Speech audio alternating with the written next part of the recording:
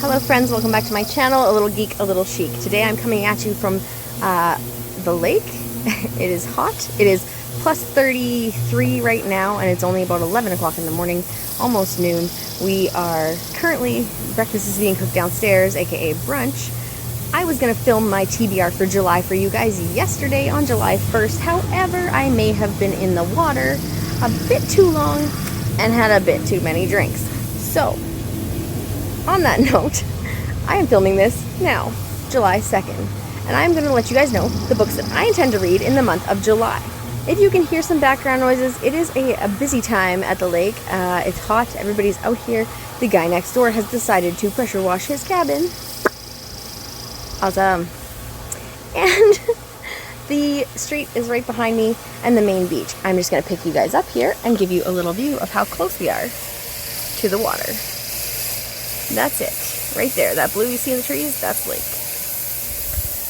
That's where I'll be spending my day once I've done filming this TBR for you guys. So, let's get into some books so I can get into some water.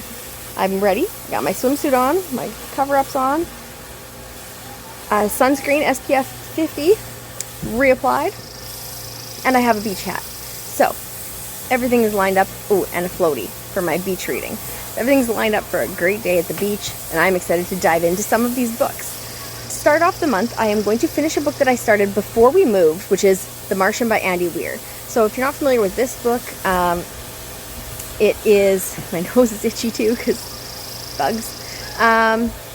It is about a space mission to Mars gone awry.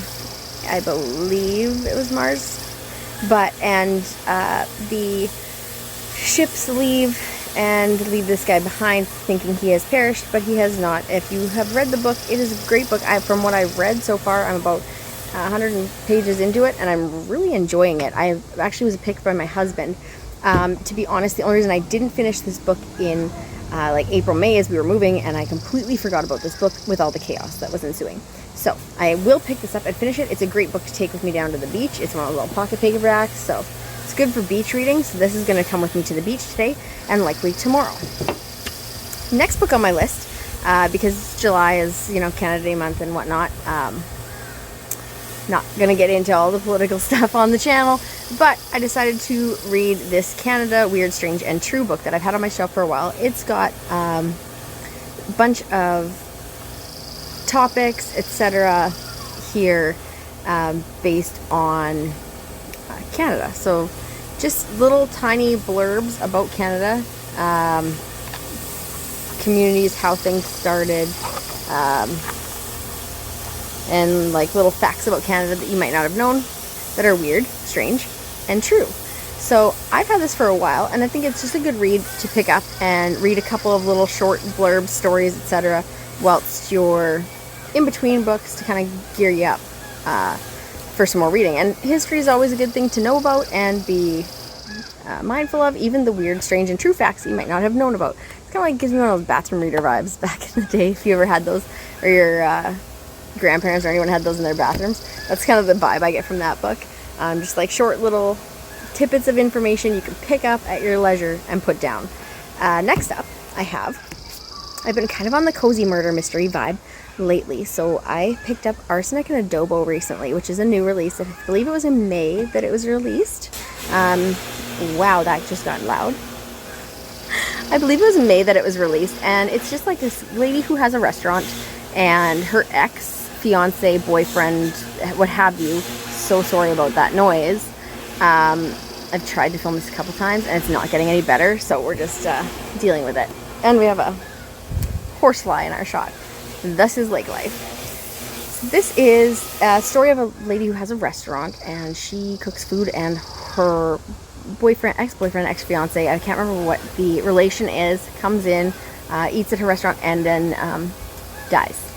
So, of course, everyone is thinking it's her, and she poisoned him, and it's a thing, and it's just like one of those, gives me those kitschy murder mystery vibes that I just love in the summer. One book I just recently read was Dial A for Aunties, and if you haven't read this, that book is great, and it also gives you those kitschy murder mystery vibes, and I was just ready to like continue on with that train because I liked that book so much. So I'm hoping that this one really delivers. I don't want to know too much about it because with these little murder mysteries like this one's actually kind of big. It's about 300 pages. You can spoil yourself really easily, so I don't try to delve too much into it. Just the synopsis, and that is all. Next up, I'm going to continue a series that I started, and I would like to finish it. The first book was Children of Blood and Bone by Tony Amietti, and the second book is Children of Virtue and Vengeance. I can't tell you too much about this book because spoilers for the first book, but in the first book what we do is we follow a group of individuals who are family and their cohorts. Sorry about that, had to pause. Breakfast is ready. So let's wrap this up quickly. This one is about a group of individuals, ragtag individuals, not really ragtag, I guess, a group of individuals who are attempting to save magic, because magic has been like outlawed by the kingdom in fears of an overtaking, and the main character's mother, who we know about in the first one, has died or been killed based on her use of magic and being seen as a witch with magical abilities. So we follow the child, the daughter of the mother, and the father and the brother, and their quest for freedom for their magic, basically, and like rejuvenating their people who have been suppressed for so long. They're excited to get into this, hoping it's as good of a read as the last one. I've heard that it's not as good as the first book, but I'm willing to give it a shot and finish off this series. Check a series off of my list this year. Very excited about that one. Also, let's see it naked, because I know that's what you guys are all here for. I love the color of this book.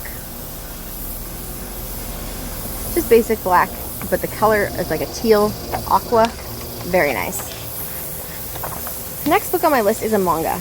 I have never read a manga before, you guys, so this is going to be a first, and I'm quite excited about that.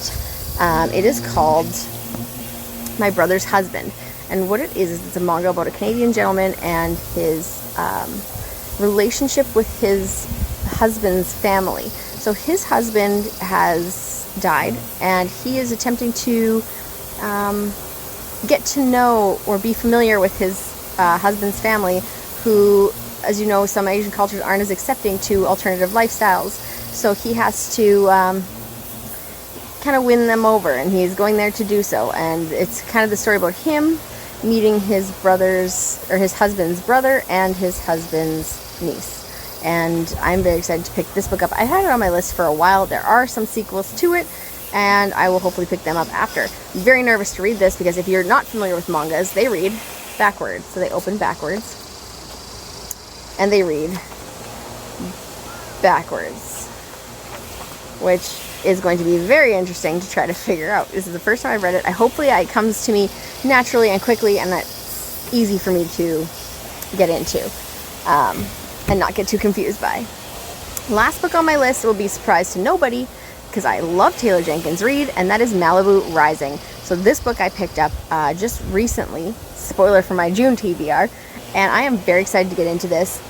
If you are a fan of Taylor Jenkins Reid, pick this one up. If you have read Daisy Jones and the Sixth or The Seven Husbands of Evelyn Hugo and liked them, this is her next book. Kind of gives off those vibes, not so much her like contemporary romancy vibes of some of her other books have, like One True Loves, etc. This one is more like of a family saga, so it kind of follows a well-off family, a beach house in Malibu. And I believe this family has like social media vibes, so I believe this family is more like a Kardashian, Ozzy Osbourne style family situation. Some people love the spotlight, some people don't. And what you know from the synopsis is that in the morning after this big party, the house is burned to the ground and everybody's secret starts to come out. And it's just like an unraveling of people and different characters. And the multi-character perspective, Taylor Jenkins Reid does very, very well. And I'm super excited to pick up this book in the month of July and read through this one. I will definitely let you guys know how I feel about this book. I am so excited for this book, and I cannot wait to read it. And let's just have a moment, let's just have a moment for the summer vibes that are on this book.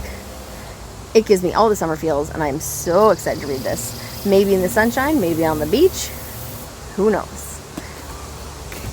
that is it for the books that I plan to read in the month of July. What are you planning to read in the month of July? Let me know in the comments down below.